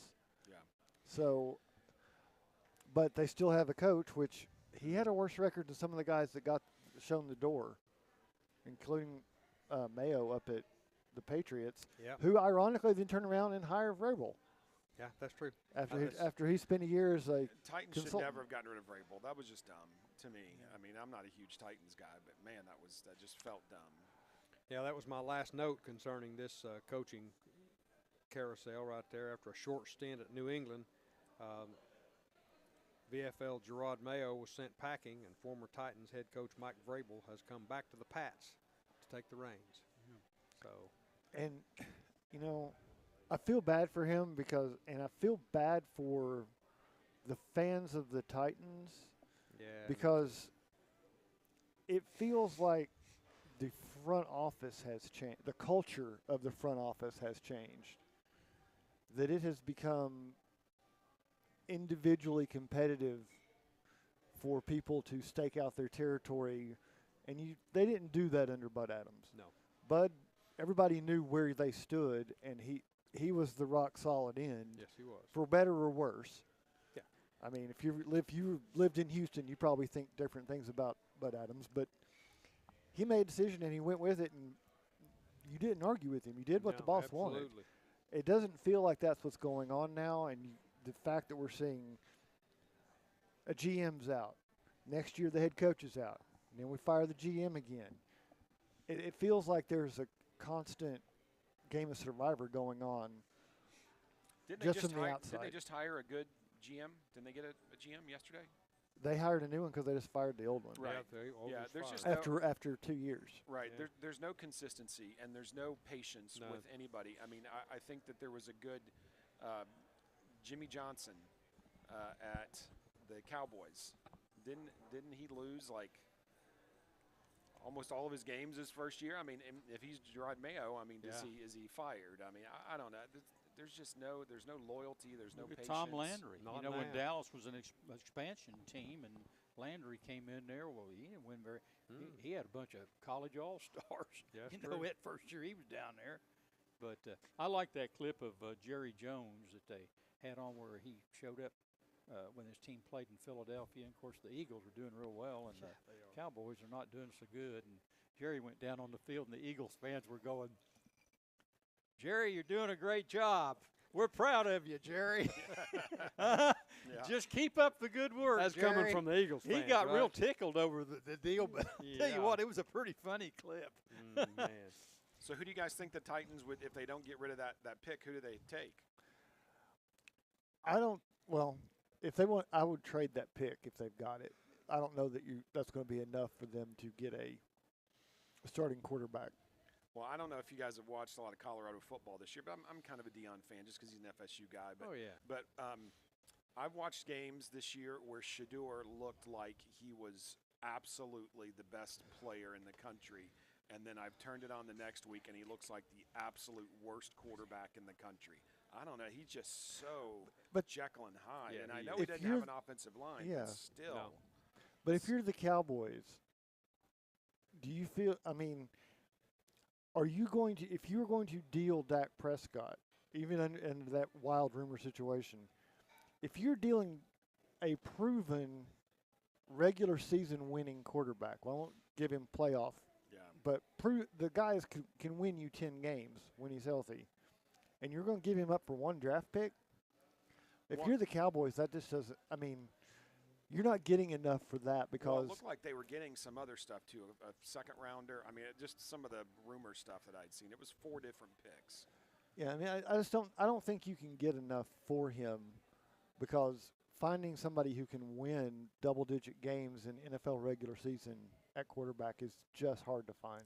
Yeah. Or is he the new Herschel Walker? You trade him away, and he's you get everything in the world for him, and that could be too. Yeah, it could happen. That could be too. Donnie, is there any chance the Bears, any chance they could bring Ditka back? He's 80. Boy, would the fans love that. If they could. He's just 85, but my I gosh, know. he's obviously he's got a few years left in him. Prop him up over there. Just hire the right people around him. Just Yes. bring him back. Bring him back. Iron Mike. I mean, what? I mean, they can't get anybody, huh? No, you're right about that. Tried everybody. Yeah. Well, staying with the NFL here, the schedule for the 4 divisional round NFL playoffs is as follows. Today, we've got 2 games. Texans at the Chiefs at 4:30, and the Commanders at the Lions at 8 o'clock tonight. Boy, I love watching the Lions. Well, me too. Man, they're fun to watch. They sure are. Well, the Commanders have been a pretty good football team this year, too. I don't know that. The other thing too is I don't believe that the Texans have any chance against Kansas City, but man, I thought the Chargers would. So yeah, it's weird how that I know particular sometimes game it doesn't played work out like we think it should. Yeah. Tomorrow you got the Rams at the Eagles at 3 o'clock. That should be a pretty good ball game, and Ravens at the Bills at 6:30. That's going to be the best so game that of the will weekend. be the best game of Yeah, the weekend, for sure. right there, maybe. And for people who were questioning, because I thought they've got a valid point about Monday being the college football national championship game. It was bumped because of the divisional playoffs. Of course. That was what the agreement was. But when you look at that schedule, you're like, could you not have fit it in somewhere in there? I mean, aren't you? If you those 4 games, you could say one of those could be played at 1 o'clock on Sunday, and you could do a 1-4:38 just like you do during the regular but season. isn't the men's basketball always on a Monday too? For the ACC? Yeah. Well, for the national championship. For the game, national it is. championship, yeah. I mean, so that's not. But the fact is, it's going to fall on the holiday and on inauguration right. day Yeah. is That just is not right. the that's was strange. not the ideal Not situation. ideal. Well, anyway, the winners of these 4 games here meet in the league championship next week. So we'll see what happens. Let's do just a few on this day items. On this day in sports, January the 18th, 1896. The first college basketball game with 5 players per side was played at the University of Iowa versus the University of Chicago. Chicago beat Iowa 15-12. Wow. 5-on-5. Instead of 6-on-6. Yeah. Well, I guess. I don't know. This is just with 5 players on per side. This was men's. Well, the men's game was played that way at first too, wasn't it? But apparently this was the very first game, 1896. I don't know. That's what the reading was anyway. 1938, pitcher Groveland Cleveland Alexander was elected to the Hall of Fame on this date, 1938. 1947, the Tigers sold Hank Greenberg to the Pirates for $35,000. Hank Greenberg, he's a good one. 1950, after a 15-14 season, Indians pitcher Bob Feller took a $20,000 pay cut and that brought him down to $45,000 for the year at Feller's own request. He requested that he didn't have a good year, and they cut his salary. But he had the amazing thing is he had 29 games where he was the pitcher of record. 15, 14, that's right. How many guys do you see today with a game schedule is 20 games longer that even get 20 games of record anymore? You don't. He was a workhorse. 1951, the NFL ruled tackles, guards, and centers ineligible for forward passes. That was in 1951. 1958, Willie O'Ree is the first African American in the National Hockey League, played for the Boston Bruins. Willie O'Ree. 1963, Al Davis becomes head coach and GM of the Oakland Raiders. 1973, Orlando Cepeda signed as the first Major League Baseball designated hitter by the Red Sox. First DH to be signed as a DH anyway. 1983, the International Olympic Committee restored Jim Thorpe's Olympic medals 70 years after they were taken from him for being paid $25 in semi-pro baseball. And Jim wasn't around to get him, was he? Now I've always wondered in that situation, Donnie. Do you know? May not have been. Do you know if did they like return? Did they take the actual medals from him? Like, did they send somebody to collect the medals from him originally when they rescinded them? It says they were taken from him, So did they give them? Have they been sitting in a vault somewhere and they were given back to his family when that happened? I hope that's what it is, because they're be worth a ton now, wouldn't they? Yep. I don't know. 1991, the longest tennis match ever in the Australian Open. Boris Becker beats Italy's Omar Camporese in 5 hours and 11 minutes. That's a long tennis match. Yep. 1988, Boston Celtics retire Robert Parrish's number. Chief. What was it? Yep. Know what his number was? Remember? 00. 00, yeah. Yep, 00. 2017, Major League Baseball Hall of Fame adds Jeff Bagwell, Tim Raines, and Ivan Pudge Rodriguez. Tim Raines was local boy down there in Central Florida. He was from Sanford. 2018, Brazilian surfer Maya Gabeira rides the largest ever wave that's ridden by a female. It was 20.72 meters high, which is 68 feet in height. And it happened off the coast of Portugal. Good. Can you imagine riding a 68-foot wave? No, I cannot. Good grief. That's what, a 6-story building? Yeah. Yeah. And you're on, what, a 1-inch thick piece of plastic? Yeah, a surfboard. Wow. Birthdays, 1938, born on this day, January 18th. Kurt Flood of the Cards, born in Houston, Texas, and died in 1997. He was was he the originator of the free agents? Yes. Yeah. He was instrumental, at least, in that.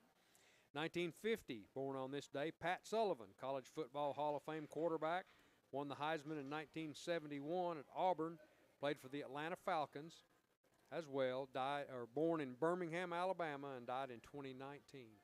Pat Sullivan. 1971, Mike Christian Fittipaldi, born on this day, Brazilian auto racer, born in Sao Paulo, Brazil. Yeah. He's related to Emerson Fittipaldi, yes, two-time winner of the Indianapolis 500 and Formula One driver, champion.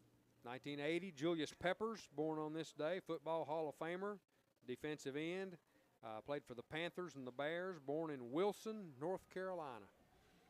Deaths, 1967, Reese Goose Tatum died on this day of the Harlem Globetrotters. Died at 45 years old, so died young. 2021, Don Sutton, Baseball Hall of Fame pitcher for the Dodgers and the Brewers, died of cancer at 75 years of age. He had a great haircut. He sure did, didn't he? Don Sutton. Well, that's it for the weekly sports headlines, brought to you as always by Fast Signs. I'm Donnie Moore. Back to you, Gunner. Yeah, we had a couple other famous guys had birthdays this week. Of course, you got today, but yeah, A.J. Foyt turned 90 this week. 90 years old. I'm sure he's just as feisty now as he's ever been, but he turned 90. And Bobby Rahal won the Indianapolis 500 back in 1986. He turned He turned 72. What was AJ's birthday? When was his birthday? Gosh, it was. I think it You was. remember? I think it was around the middle of the week. And Well, my dad turned Yeah. 90 on the 14th. yeah, so well, they're the same age, aren't yeah, they? Yeah, Cool. I was looking that up, and I know we're probably running short of time, but I saw a story there about Tom Sneva. Yeah. Who won the Indianapolis 500 in 1980. He started 32nd. Didn't have a very good car, and out of 33 drivers, he was 32nd in the field. He didn't figure he was going to last very long, so he made a golf tee time for 1 o'clock. The race started at 11, so he called the country club and said, "Count me in. I'll be there about 1 o'clock." Well, his car kept holding up, and cars kept dropping out of the race. Next thing you know, he found himself in second place. Radioed his crew and said, cancel that golf tee time. I'm not Yeah. going to be able to make the 1 o'clock time.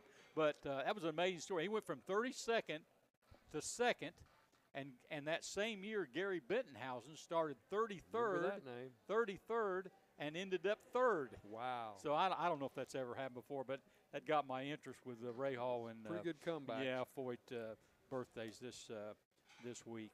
But anyhow, I wanted to mention earlier the Lady Vols continue to play really well. The 15-2 overall, 3-2 in SEC play. And Marcus, I'm on the bandwagon.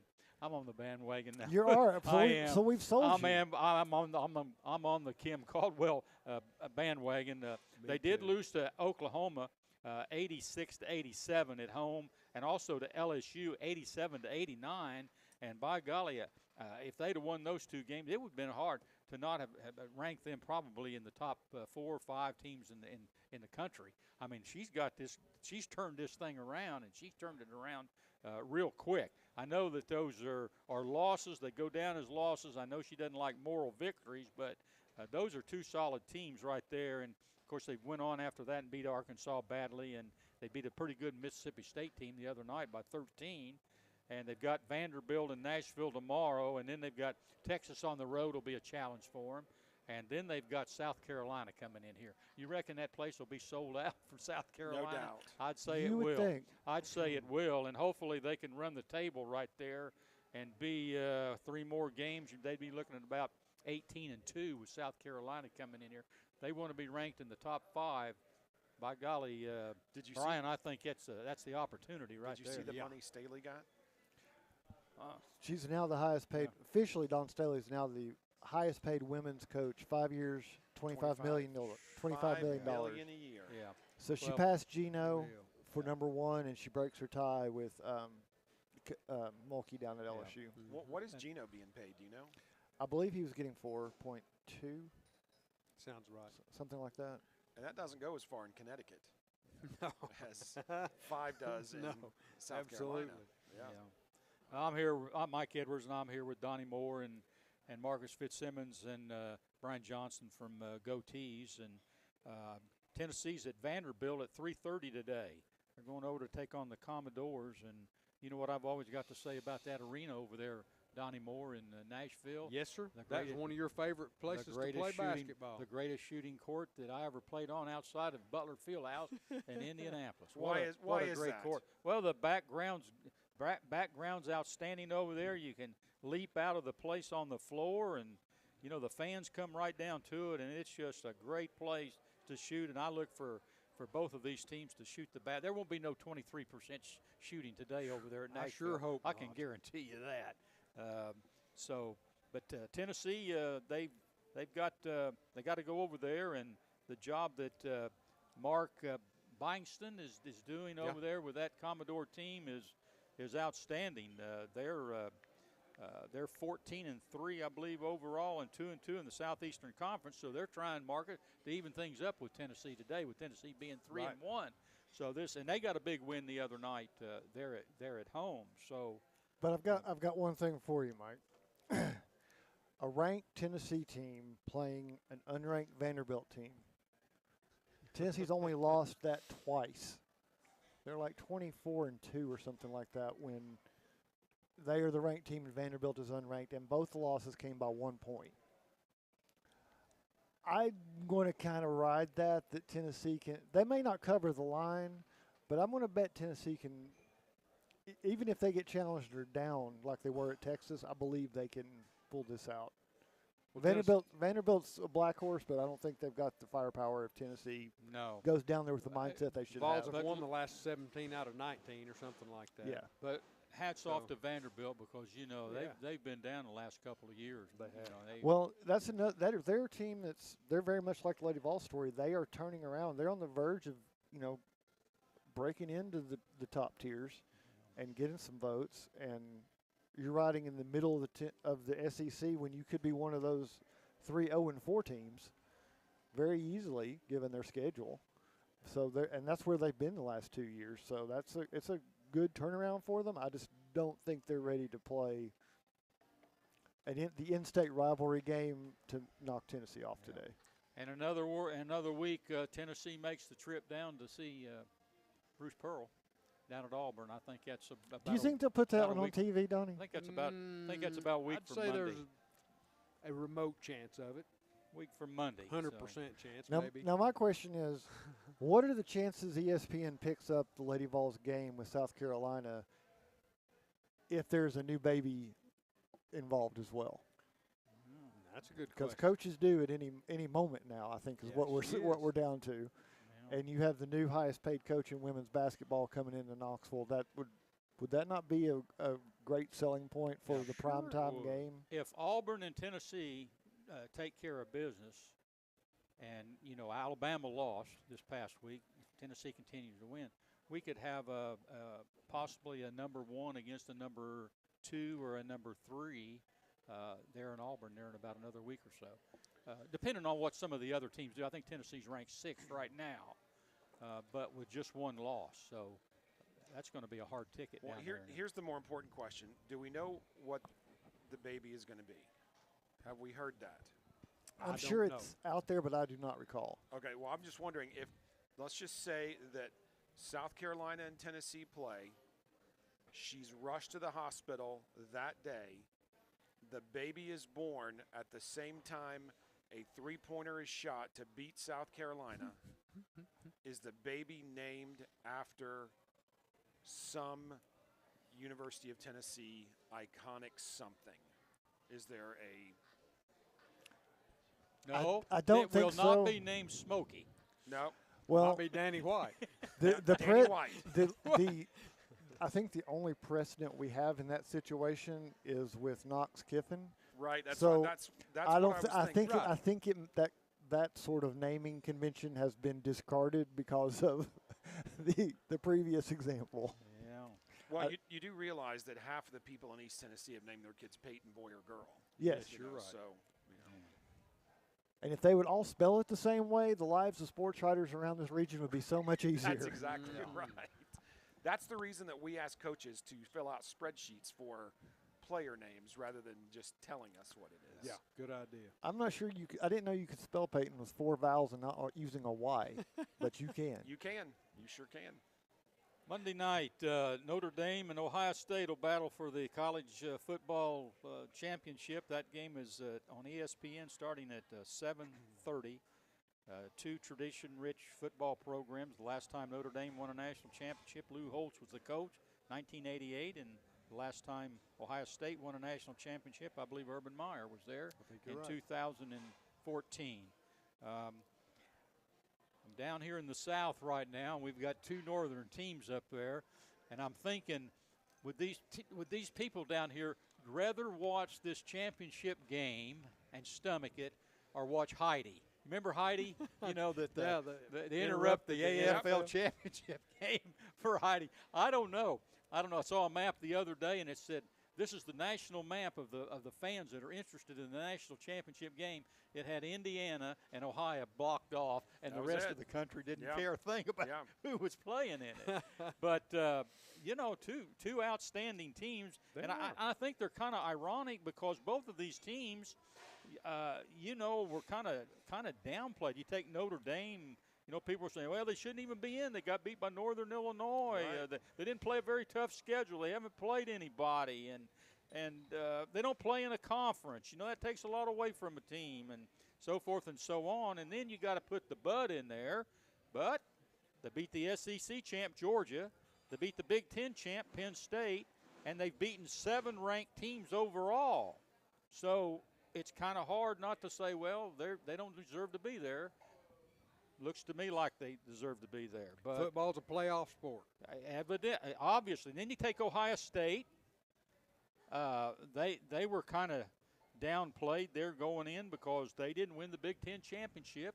Urban Meyer came out and said, well, if you don't win your Big Ten, you don't win your championship, your league championship, you shouldn't be in the playoffs. You shouldn't be in the deal, and they didn't win it. They lost to Michigan. Then they wanted to get rid of their coach because they lost to Michigan. That's true. And then they lost to Oregon during the season, and then all of a sudden they just whipped the tar out of Tennessee, the number 3 team in the Southeastern Conference, and they enjoyed that so much they beat the number 1 ranked team, Oregon, and then they turned around and beat the number 2 team in the SEC in Texas. So I guess. I don't know, Marcus, unless you see it some other way, the way it's all played out, got the 2 best teams in the country, whether people like it or not, playing for the national championship. I won't validate they're the 2 best teams in the country. Who do you think are? But I will say it is going to decide the national championship. We're going to get a winner. No, who are the 2 best teams? Name me another team. I don't think that I'm not a fan of the buys and the 12-team format. I think we should have had a 16, and we should have had a much better system of pairings. But these 2 teams beat the best teams in the 12-team playoff. How can they not be the best 2 teams? I'm just not saying. I think there were some other teams that were just capable of making runs that weren't even included. So let me just say, I would say it would be must-see TV if Arizona State would have gone. I went to that Peach Bowl and I watched Arizona State beat Texas and get screwed. And I tell you what, Texas, I think Texas has been a joke all year. I think if they played a real schedule, if they had played other teams that were better in the SEC, they would have lost multiple times. I just don't think they were that good. So. Yeah. I'm with you. Those buys, all that stuff, I think it screwed people up.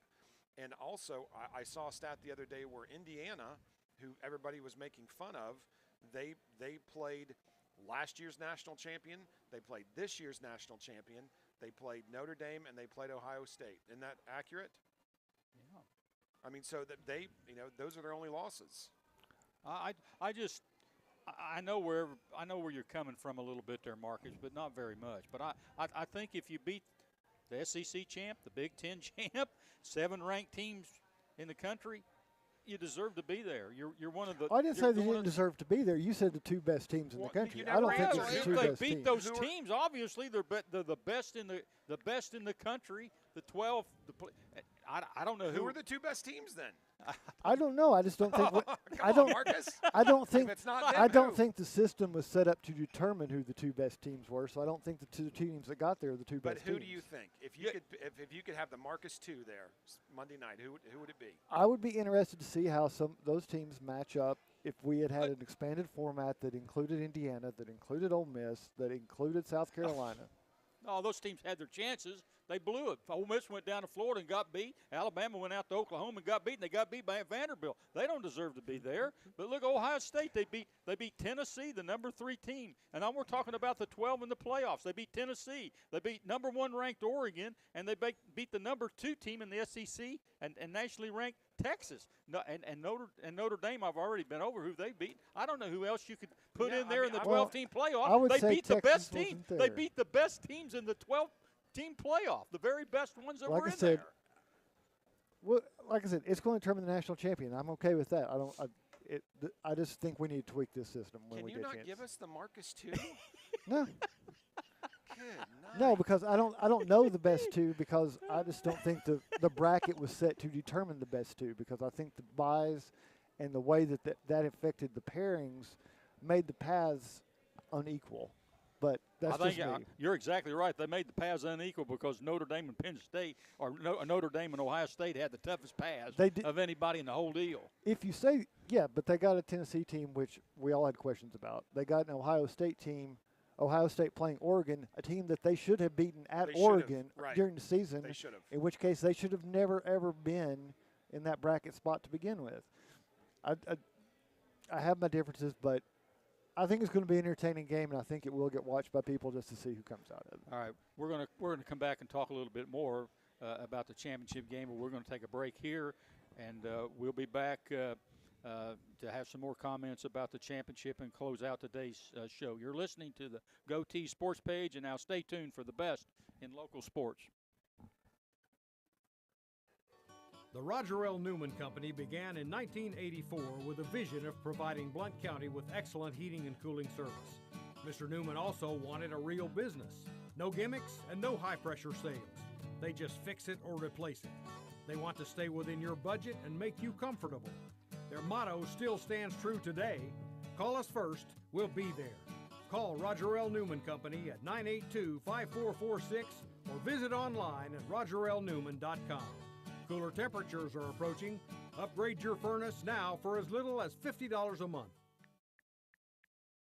For over 50 years and 3 generations, the people of Blount County have trusted Stevenson Tire with their vehicles and their families. Our mission has always been simple: to provide quality products at reasonable prices with exceptional customer service. Featuring tire products from Michelin, B.F. Goodrich, Uniroyal, Bridgestone, Firestone, and Yokohama, Stevenson Tire also offers alignment and brake services at affordable prices. Stevenson Tire Company, 2411 East Broadway Avenue in Maryville. Call 983-1621 or online at stevensonTire.net. Welcome back to the Bluetick Tavern in downtown Maryville. This is Mike Edwards, the Greenfield Gunner, and I'm here along with Donnie Moore, Marcus Fitzsimmons, and Brian Johnston. This championship game is, and I've kind of taken a look at it here the past week. Both of these teams have potentially explosive offenses. Both teams have quality quarterbacks. Notre Dame, Riley Leonard; Ohio State, Will Howard. Both teams have outstanding defenses. Notre Dame gives up 14.3 points per game. Ohio State 12.2 points per game. Notre Dame and Ohio State both run the ball well. Yep. Notre Dame has that never quit mentality, and I think Ohio State may have the edge a little bit in the material, the personnel, especially at the receiver end of it. Ohio State has an awesome goal line defense. They proved that all year long. Both teams have playmakers. Notre Dame with the running backs, Ohio State with the receivers. And I think that both of these teams do an excellent job of creating turnovers. So they've got a lot of similarities going into the football game. And if you're looking at it on paper, Brian Johnson, it looks to me like it should be a pretty close game. Yeah, I don't know that it's going to be high scoring, but both teams with their defenses, it can either go either way. It can be a low scoring game or it can be a high scoring game because both of them have good offenses and good defenses. Yeah, I think Notre Dame has great defensive back play.